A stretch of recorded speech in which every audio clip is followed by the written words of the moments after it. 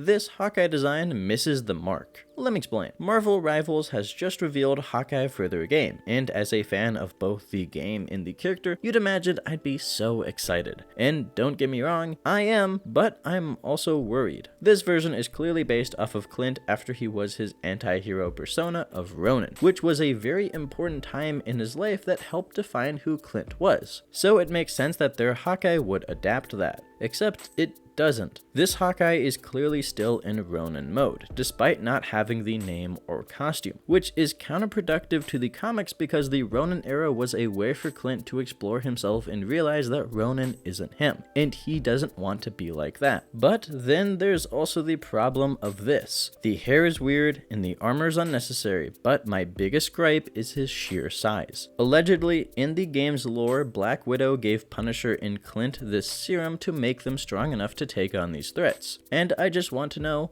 why. I understand that maybe having a dude with a bow and arrows fighting gods could be a little bit far-fetched, but counterpoint, that's a shark with legs. No offense to Jeff, I love him, got a plushie of him, but I think we threw the phrase far-fetched out the window a long time ago. And even if you deemed that it was absolutely needed for the story of this game to give Clint this serum, why did it have to physically affect his appearance? This is simply not what Hawkeye looks like, nor should it ever. However, even though I don't like the base design, that can easily be fixed with skins, and I'm actually pleasantly surprised at the voice of this Clint because I was expecting him to be very edgy, but it is pretty normal Hawkeye fashion, which gives me a lot of hope. So even at the end of the day, despite some of the negatives here, I am still very optimistic about this version of Clint Barton.